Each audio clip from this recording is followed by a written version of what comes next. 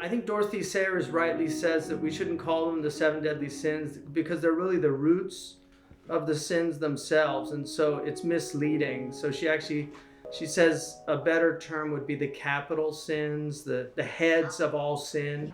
You know, the Muslims borrowed from Aristotle the uh, the four cardinal virtues and then the intellectual virtues. They added their moral virtues. There are seven destructive acts that are mentioned by the Prophet Muhammad, peace be upon him, and some of them are acts that result from these deadly sins. But I've thought a lot about it, and I think it's such a exceptional model for understanding human problems.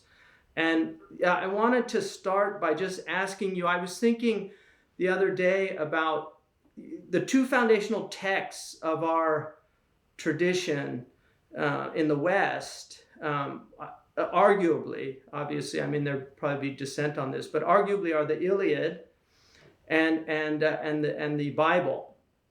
And the Iliad begins, it's really about anger. And it's about one man's incredible response to what he sees as a slight against his honor. And then the Bible begins with basically the expulsion from the garden, which is rooted in the wrath of God. But if you actually look at it, and you know, and I know you've written about this, that wrath and envy, there's a real correlation. And arguably, Agamemnon envies Achilles. And so really at the source, it begins with an act of envy, of taking his concubine from him. And then the other is the devil's envy of Adam and Eve and their position. So really, more than anger, it actually begins with envy. Yeah, and I think in the tradition that I work out of, in Aquinas, there's at the root of envy is also a kind of pride, right? So you have and that's said to be in the Christian tradition with the reflection on the devil, that the devil's sin is one of pride, right? And pride breeds envy, which then breeds wrath. The three great spiritual sins. You know, I've thought for some time, there's a lot of work that, there's been a great revival in the last, say, since the early 70s and 80s with McIntyre's work on virtue. It's been a great revival of the talk about the virtues. And there are all these debates about the unity of the virtues, right? Can you have any if you don't have all of them? Right.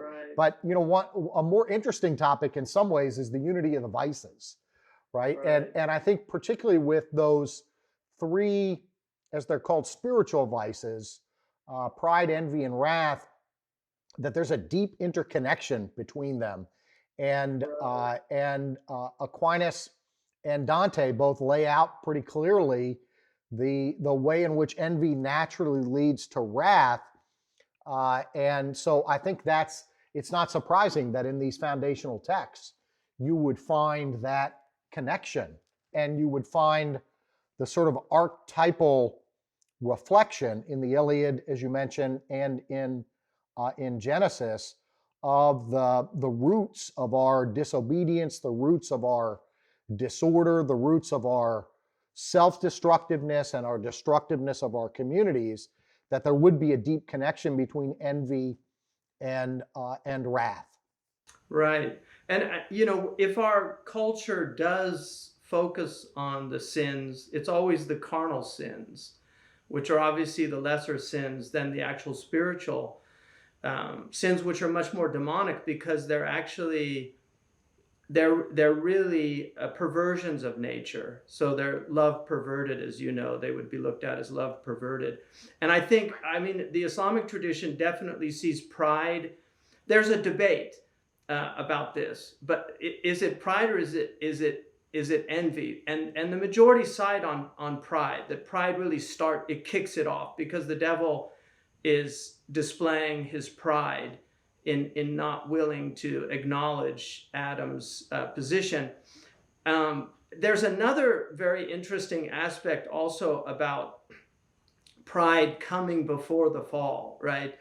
And then leading to envy, because once you fall, it's the one that rises that's really going to trouble you, and so there, I don't know if they're definitely all related, but I really do see that, and I think this would have been a sound understanding in the Catholic tradition, certainly, that unlike the virtues that really are integral to moral behavior, especially the moral virtues, because you can have a morally virtuous person who's not necessarily intellectually virtuous. But with the sins, it seems to be that people tend to gravitate towards some rather than the others. I think you'd have to be a completely dissolute human being. I mentioned to somebody the other day that my father said by 40, everybody's an expert on at least 3 of the 7 deadly sins. And we're calling this reflection, one's enough to kill you, because all it takes is one. And in the idea that there are these mortal sins. But I think one of the interesting things about envy to me is the relationship between alienation. So if you look at, if envy kicks it off with exile, and then you see Cain and Abel, because Cain, in some traditions, Cain gave his worst crops, and Abel gave his best sheep, and so he was accepted, and Cain wasn't accepted, and then the envy emerges, which leads to wrath, and he kills him. But then he's exiled to the land of Nod, right, east of Eden. And in the Jewish tradition, it's very interesting because they say he sets up the first city and actually demarcates the first boundaries. And so that leads to Shoek's idea, Helmut Shoek, who wrote a book on envy that's, I think you may have read it, but it's towards a social theory. And one of the things that he argues is that envy is absolutely necessary for the creation of civilization, as well as the sublimation of envy. It's this strange dual nature of the two working together. So I found that fascinating. Yeah, I think that's very interesting. When I was reviewing what Aquinas says about envy, and it's I think we more naturally see the way in which envy leads to wrath. The insight that Aquinas and a number of other of the ancient and medieval thinkers had is that envy itself is rooted in a kind of sorrow, right? It's sorrow over another's good. Now, what you just said about the sublimation of envy is interesting because when Aquinas lays out the various ways in which we can be sad about another's good, the first one that he mentions is actually a virtuous one. Right? We can be sad over the good of another, and that sorrow is rooted in a recognition that this person is better than I am.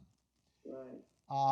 Where the vice comes in when I feel like this person is stealing something in terms of honor or wealth that I ought to have, and I'm envious and I become vicious. But Aquinas thinks that sorrow, which is rooted in a recognition of another's good, can lead to virtue if we respond to it rightly.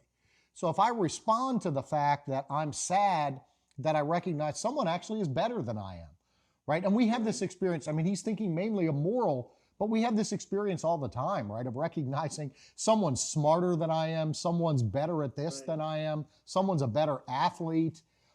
And in those areas, particularly where virtue and vice are concerned, if I recognize and I'm sad about the fact that someone is better than I am, that can prompt me, if I respond rightly to it, to pursue virtue more assiduously. And so in that sense, this natural comparison that we make between ourselves and others need not be vicious. It's just that because we're fallen, it so often does lead to vice, right? Because the sorrow that we feel we close in upon ourselves then and think about what we don't have and other people have, and we feel a sense of injustice that's not justified, right? And yet, if we were to think about it properly, and we recognize that someone is better, we might actually try to be a better person. Right, and I think that gets to the idea that the way that vicious people admire others is through envy. So it's, I think Nietzsche called it the hidden admiration. And admiration, if it's healthy, leads to emulation. So the idea that you should really be emulating a person who's superior to you at something, but that is acknowledging superiority. And I think one of the hallmarks of our time is that we don't want to acknowledge the superiority of anyone. There's this, I think, for me, some of the most important philosophers of the 19th century are dealing with the issue of egalitarianism and then also with envy. I mean, it's very interesting that Kierkegaard deals with envy, Nietzsche deals with envy, Schopenhauer deals with envy, and then Marx is there's an argument that Marxism is deeply rooted in envy of others, because it's really directed the malice, instead of directing the energies at alleviating the conditions of the proletariat, it's all directed at destroying the position of the bourgeoisie and the industrial class. So the focus is really a kind of envy. And I think it's fascinating that so many politicians, this is the politics of envy, is so often brought into politics. Yeah, and of course Nietzsche thinks that the entirety of morality is rooted in a kind of ressentiment, resentment or envy. In a more mainstream way, Tocqueville takes this up, right? He takes it up in his discussion of the tension between equality and liberty, right? And we're so focused on equality in modern democracies that we're willing to give up certain types of liberty for the sake of greater equality. And of course, Tocqueville thinks that in a modern democracy, the prudent negotiation of that is what politics ought to be about. Whereas I think Tocqueville worried, and I think we see very often in our own society, a kind of spirit of leveling, right? That wants to resist acknowledging that there is better and worse, and so that kind of extreme focus upon equality and wanting to drag down. So much of our public discourse, political, cultural, is about taking people who have risen in some way or another and then bringing them back down, right? And the kind of public castigation, particularly of public figures. We enjoy elevating them into hero status without them having really achieved anything. And then we seem to equally take delight in their fall and the leveling that goes on there. So that the operation of envy in an egalitarian society, where really, in the ancients would say, and the medievals would say, that I envy most the people who are nearest to me, right? In excellence, but in an egalitarian society where supposedly everyone is basically on the same level as me in every area, envy has a much wider arena to operate. And so it's a much greater and much more pervasive danger for us. I think you're making a really important point, because this is something I've noted in reading the classical literature. Imam al-Ghazali, for instance, or Ibn al-Hajj, one of the great North African scholars, says that envy is always in the same social group. So he says, for instance, the street sweeper will envy the other street sweeper because he has a better cart than he has. But I totally agree with you. I don't think that's the case. I think they would have to reassess that understanding in today, especially given that lifestyles of the rich and famous. My grandfather started one of the first Hollywood magazines, Greenland magazine, back in the 1920s. And so it's all online. So I was reading one of the articles just out of fun, and it was like 1923, and it said, are movies corrupting the morals of America by creating these lifestyles that are unattainable for the vast majority of people?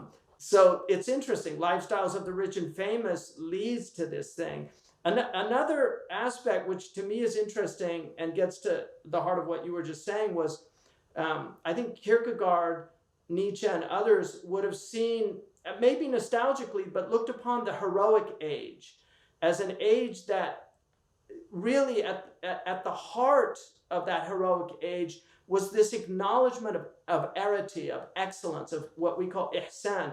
And so Homer, you arguably the Trojans are more honorable than the Achaeans. Priam and Hector. I mean, Paris is a kind of pathetic character, but when you look at the way he looks at his enemy, because he's obviously a Greek, he gives them all these noble qualities. And so this ability to acknowledge the nobility of even one's enemy seems to be something of a heroic age, whereas in the modern period, there's this idea that you really have to completely disparage and denigrate and really cancel your enemy, not acknowledge any of his worth or goodness or merit. And we see this, it's amazing. Somebody can have an extraordinary career and then they do one thing wrong and they just cancel them out. It's that leveling effect that Kierkegaard talks about that is so prevalent in an age of envy. And one of the things that, I used to use Melville's Billy Budd in a freshman seminar. I've read that several times and I love that work. But, Billy Budd, it's Claggart. One of the things that Melville says is that an arraigned prisoner will admit to a felonious crime before he'll admit to envy. That it's something really deep in human beings that they will not acknowledge their own admiration, that hidden admiration for another. And I think one of the things that Schopenhauer says is he says that the hallmark of the envious person is that they will always mention the bad of a person and be silent when there's merit or good to be mentioned.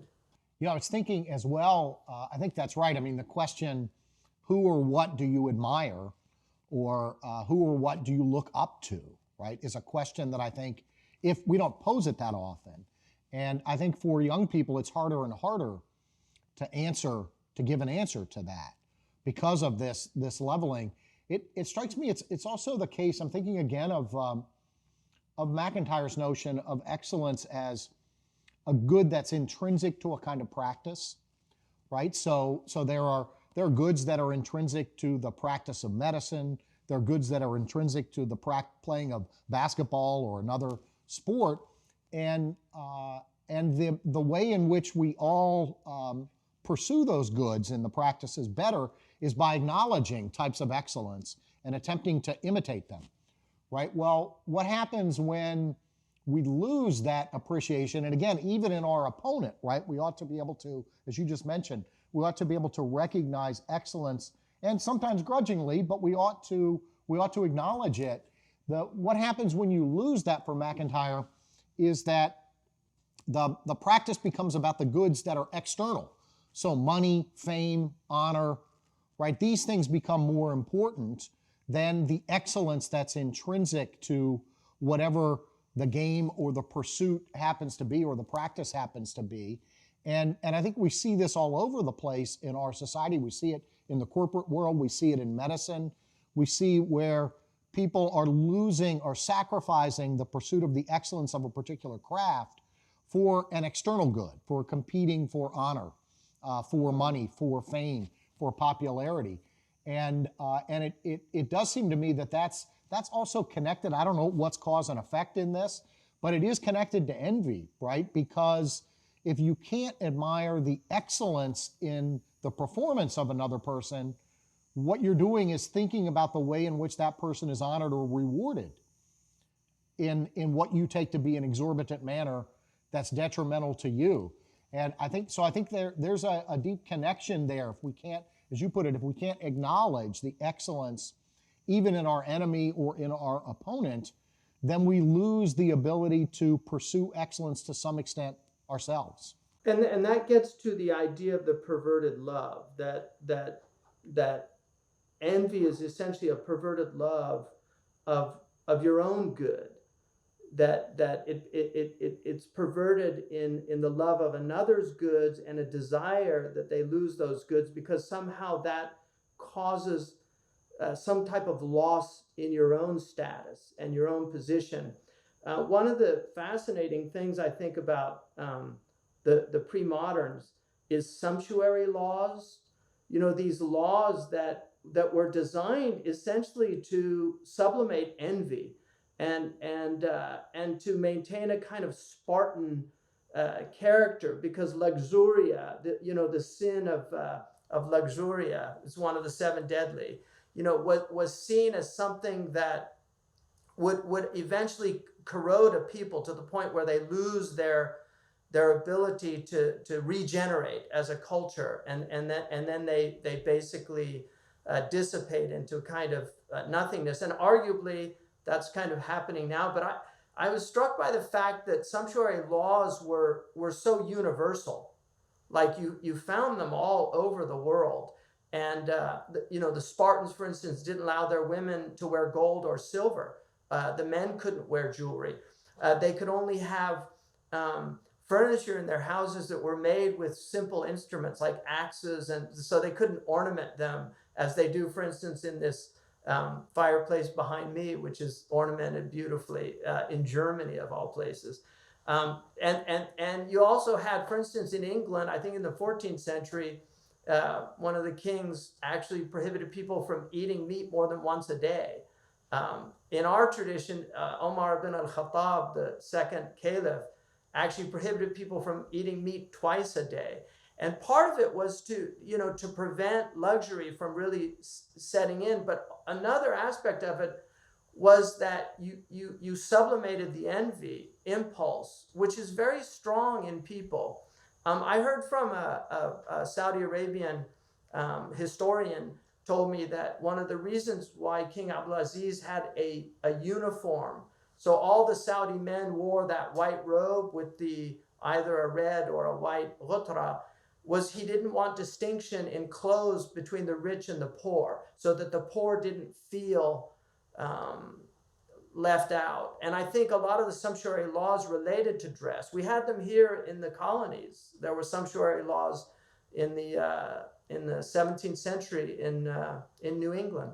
I mean, I'm born and raised Catholic and went to Catholic grade school and high school, and the uniforms that we had to wear are meant to serve the same purpose, right? They're often seen today as repressive, but they were meant in a sense to erase the difference between more wealthy, more affluent, and less affluent families, and so that everyone there might have been a class structure with upper class students having a slightly different uniform, but that was something where the expectation was that you would have greater leadership. You would get there, and that's what you were aiming for in the lower grades. That's it's weird, right? Because that's a kind of leveling that is intended to combat envy, rather than a leveling that is the result of envy. Inner city schools, right, where they've had principals who've tried to implement these dress codes because kids get into fights over tennis shoes. They get into people are killed over these things, and it's quite tragic. And there's been a lot of resistance to that because it's very odd. On the one hand, there's this immense egalitarian impulse in the dominant culture, and yet on the other hand, there's absolute resistance to aspects that would actually mitigate these problems of class distinctions and things like that. So there's an irony here that I think is lost on a lot of people. We have such an individualistic culture. I mean, one of the things that I noted when I lived in North Africa is that people they look the same outwardly, and yet inwardly they were quite extraordinarily different, based on just their tastes in poetry and in literature and what they had studied. There was just a lot of depth to the personalities. Where I find in our culture, it's quite the opposite. Outwardly, there's all these differences. Everybody's displaying their individuality through these outward differences, and yet inwardly, it's often what one finds is this vacuousness, a lack of culture, a lack of anything that would distinguish them, other than a kind of popular. And you've written, I think, quite cogently on the nihilistic popular culture that we have. I mean, your book, I think, is a really important book that you wrote on. It must have been painful doing the research for that, and I know you're a little self-deprecating on that, but it's interesting because a lot of what you see in popular culture actually promotes envy, and really, I think the advertising industry is entirely driven by the envy impulse. There's a new book out by Matt Feeney called Little Platoons. Yeah, Little Platoon from Edmund Burke. Right, Yeah. A defense of the family in a competitive age. And Nice. What you said about advertising prompted me to think about that book, because he's recognizing that in a middle class to upper middle class families, and especially in wealthy families, from the time their children are young until they get accepted into the elite college of their choice, they are on this course where everything is measured in terms of one step of success after another that will lead to acceptance to an elite college. And so he's worried about the hollowing out of the family, right? I mean, Burke's notion of the little platoons is that these are these local communities where virtue and excellence and happiness and a sense of belonging, subsidiarism, right, are all emphasized and encouraged and fostered, and yet everything seems to be hollowed out by parents who are in constant competition with one another, with their children as instruments of this, in a sense, right?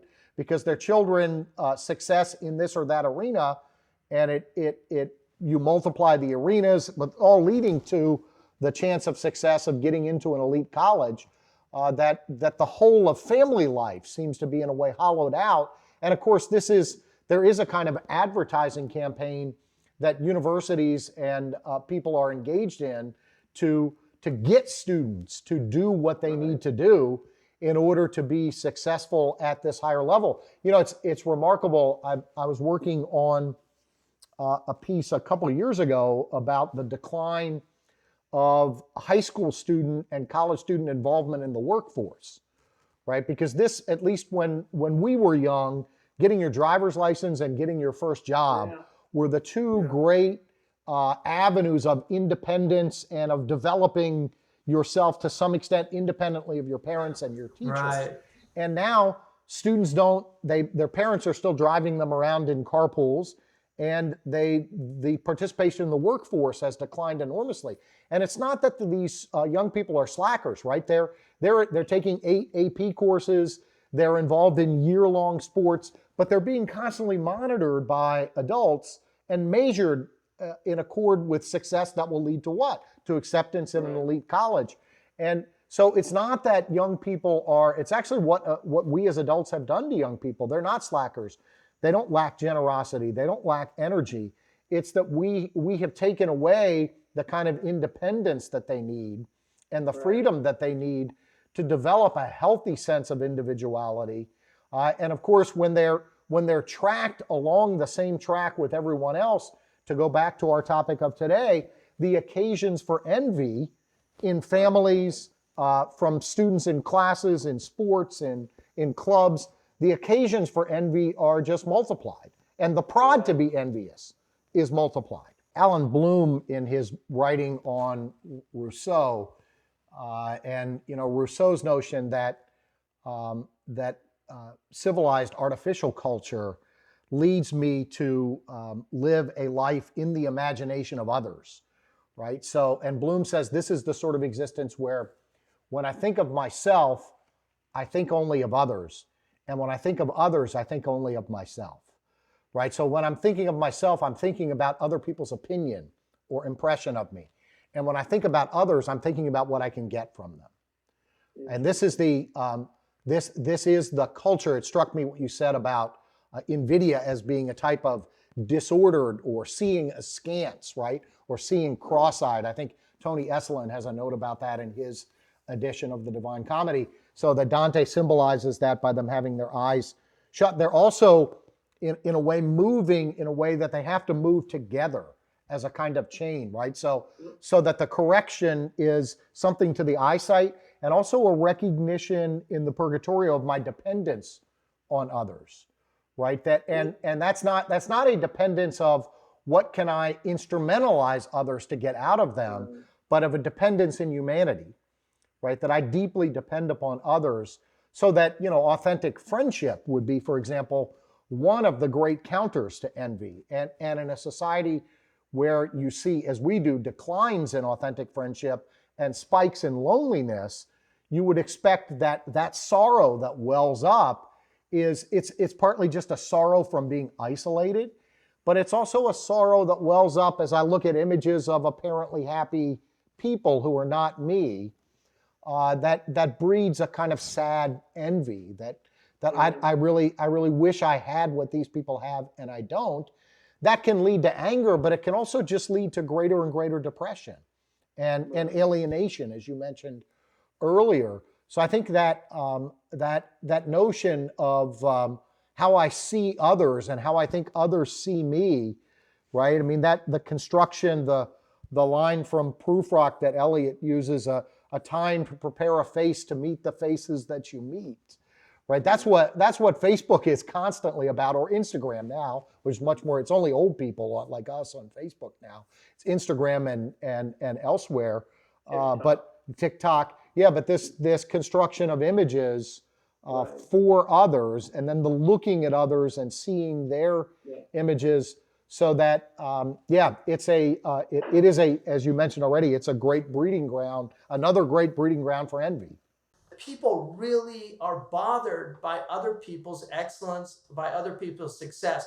The great story that Plutarch tells about Aristides, and I think Kierkegaard mentions that also when he deals with envy, where, you know, he was ostracized from Athens as a punishment. And he happened to see a farmer writing on the shard his name to ostracize him, to exile him, right? And he asked him, he didn't know it was Aristides. And so Aristides asked him, what was his crime?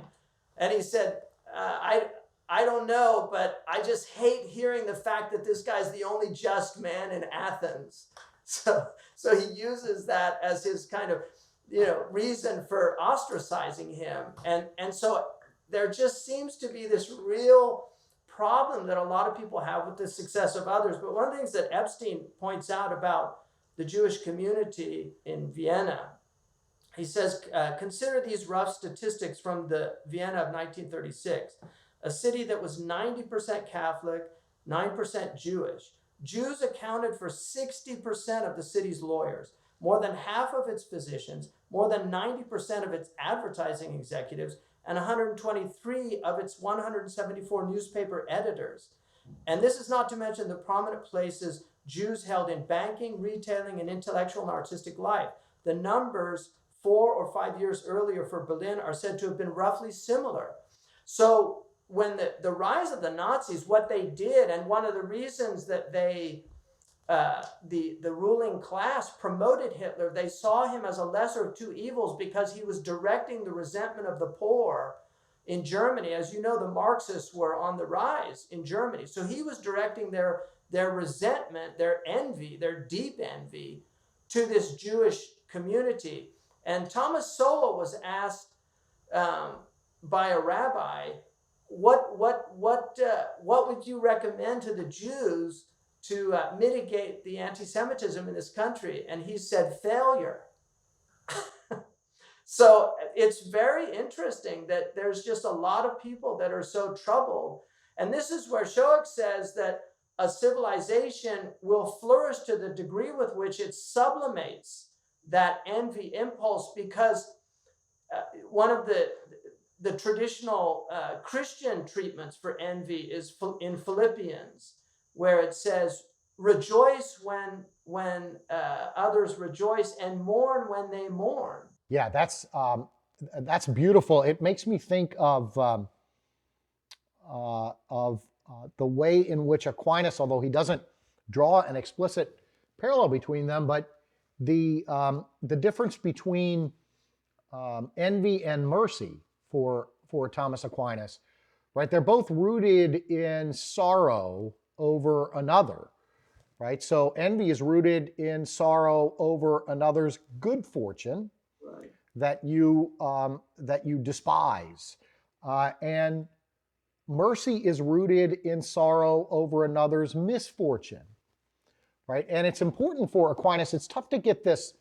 It's tough to get the translation of misericordia right, because it's not exactly what we mean by pity, but it's also clear for Aquinas that it's not just a feeling, right? So that it's a feeling that leads to action when and where it's appropriate for you to respond, right? So I think about, what we might call something like CNN pity, right? Where you flipping around the channel and you see some horrible event that's going on in another country or right down the street, and you say, "Oh, that's awful," and you flip away from it, right? For Aquinas, that's not mercy, that's not pity in the sense that he's using it. We have to actually want to respond and help where and when we can.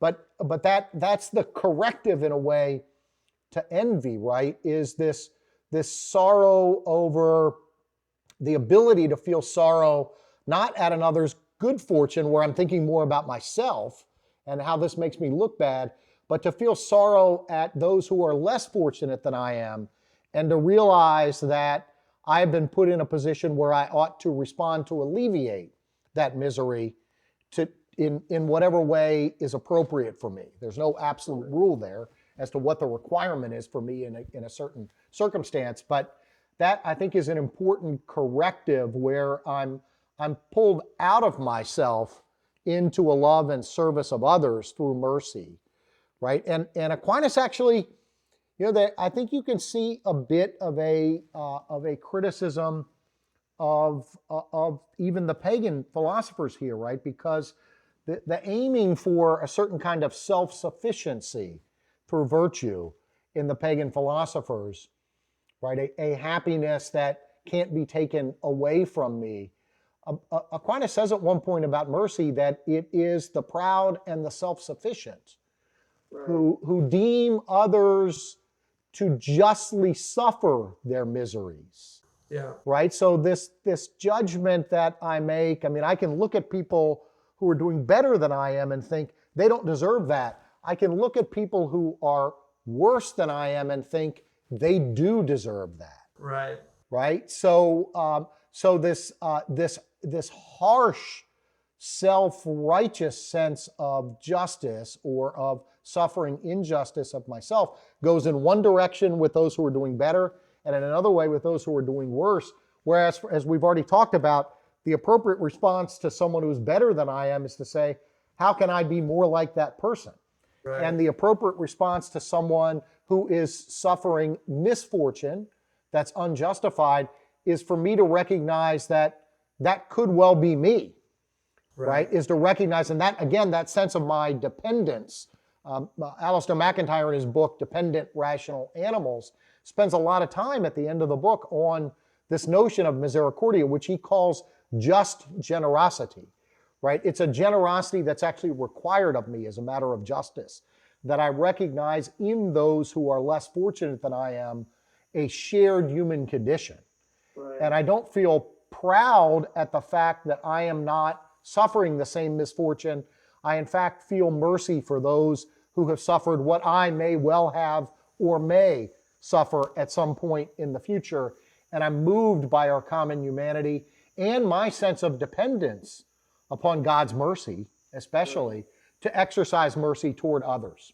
I read this book by De Mora called Egalitarian Envy. I don't know if you've seen that. It's a very interesting book, but he makes an argument that so much of the modern political discourse in the last 100 years is really rooted in envy. But at the same time, I think there's a more liberal critique of that's also a way of not dealing with the real social problems that engender that envy.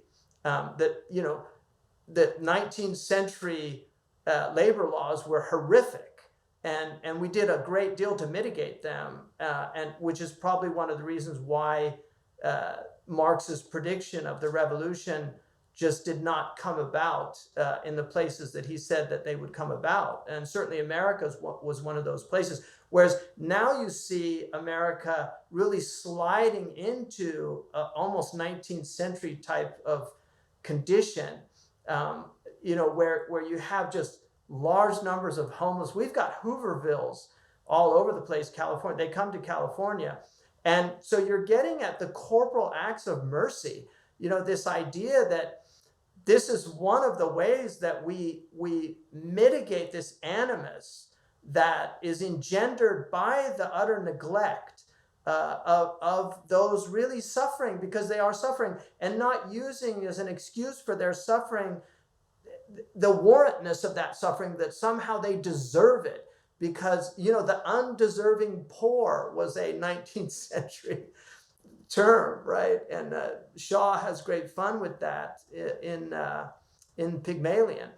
But I mean, this is a real problem that I think the wealthy, the rich, are just, in some ways, they end up in these bubbles.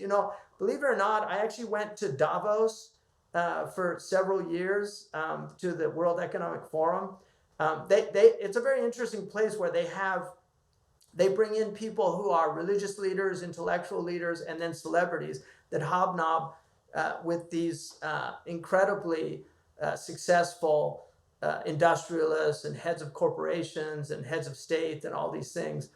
But one of the things that really struck me was the bubbles that they live in.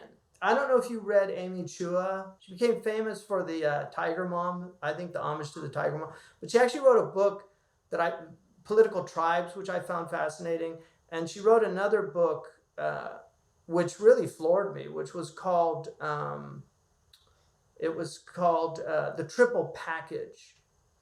And she basically looked at all the successful minorities, which are going to be the people that are most susceptible to the envy of the dominant community.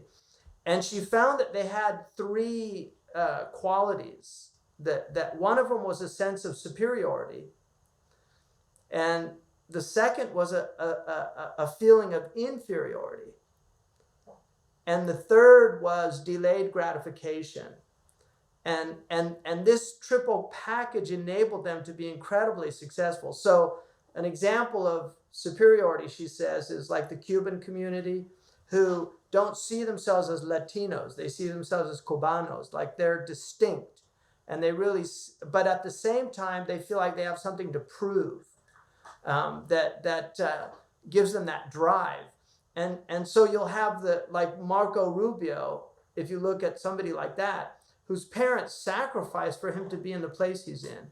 When I used to go to Washington, D.C., I'd have these Ethiopian cab drivers, and they would, I'd start a conversation. They would tell me about their daughter who was studying medicine at Harvard or Yale, or their son who was at law school. And they had driven a cab so that their children could get out of those type of jobs.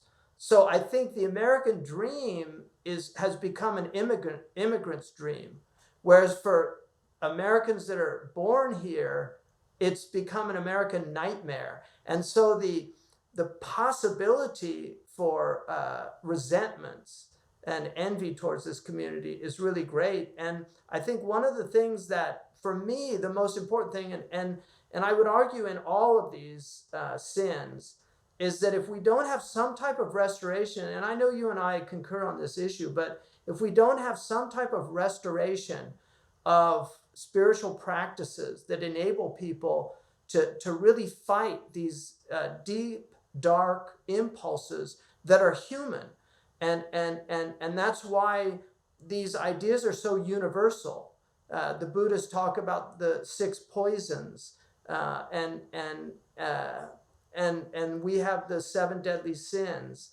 That if we don't restore these extraordinary traditions that we have, that are both spiritual, but they're also profoundly um, uh, rooted in a type of deep psychology that even a secular person could appreciate if they actually knew about them. But there's always this kind of arrogant, and C.S. Lewis talks a lot about this arrogance of the new. This idea that we somehow know things that nobody has ever known before. Twain's famous remark is that the ancients stole all their best ideas from us. If we don't go back to these extraordinary traditions that we have to deal with these problems, it looks pretty bleak to me without that. Yeah, I think that's right. And I think one of the problems with our culture right now is that we've politicized everything at the moment when our political discourse is about as low as it could possibly be, and where it's infected with a kind of deep animosity toward those who disagree with us. And I think one of the things we politicized in lots of ways is religion. So that if religion certainly has political implications, but what you're stressing right now are these traditions of spiritual practice and individual and communal transformation. If our focus is not first on those things, and if our focus shifts over toward the politicization of religion, then we're going to end up losing in our religious traditions precisely the things that we need in the long run to be remedies to the crises that we find ourselves in. It struck me a while back.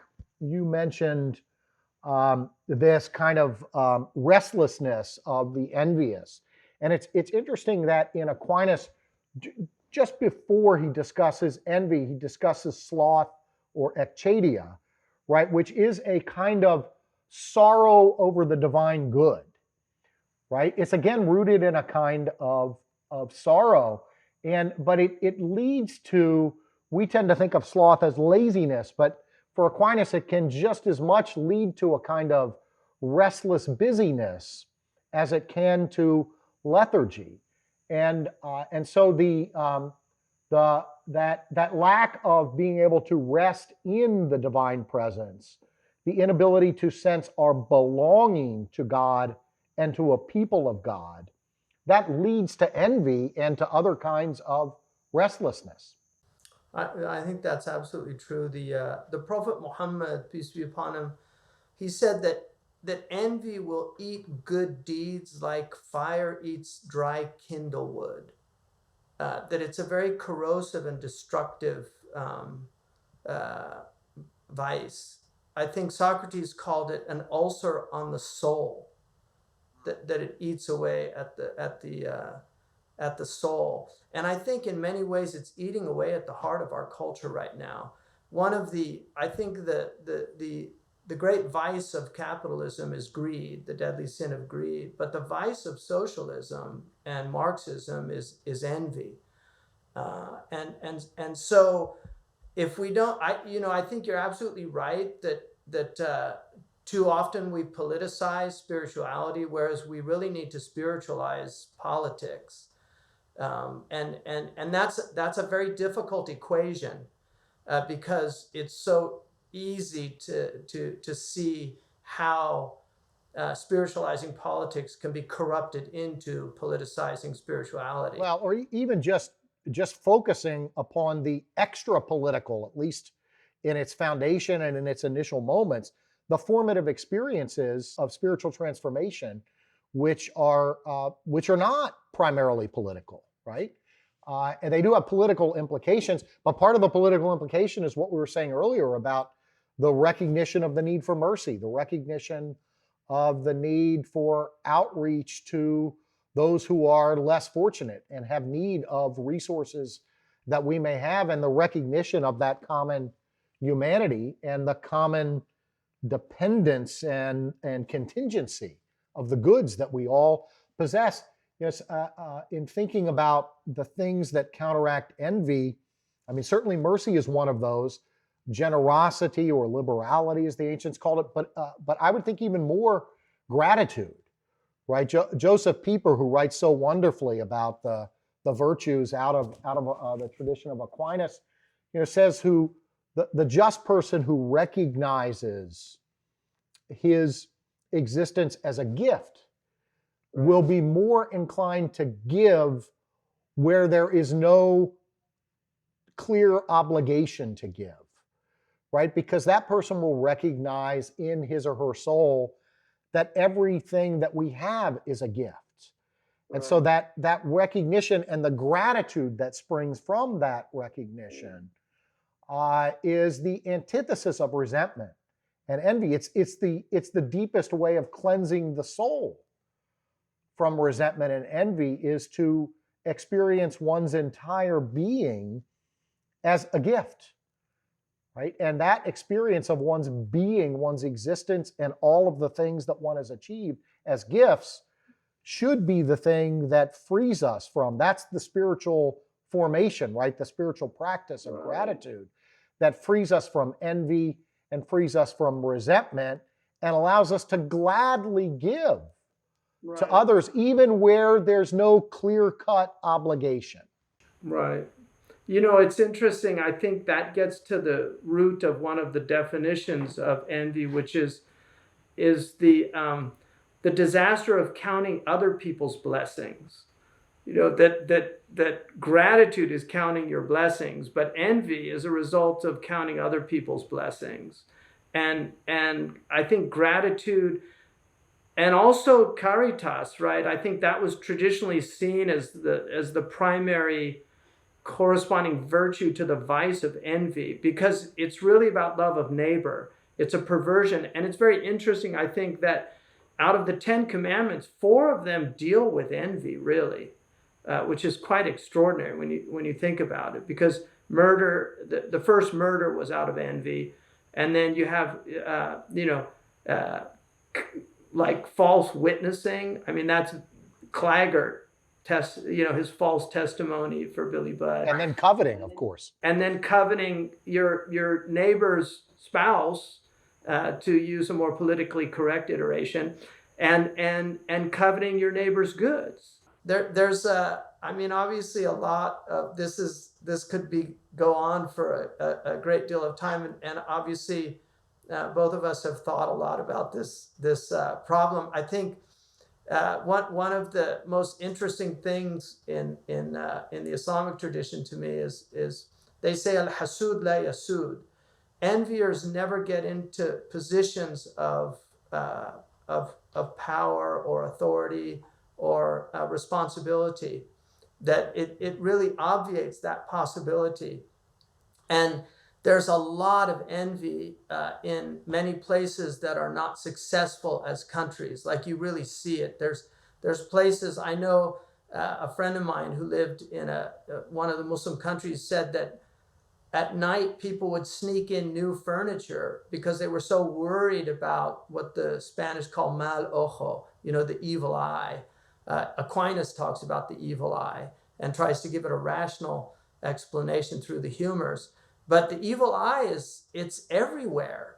In all these global cultures, you will find Japanese, the feng shui, a lot of it is to remove the evil eye. And then we forget that the demons envy us. I mean, they're really envious. At the root of the demonic assault on our species is envy.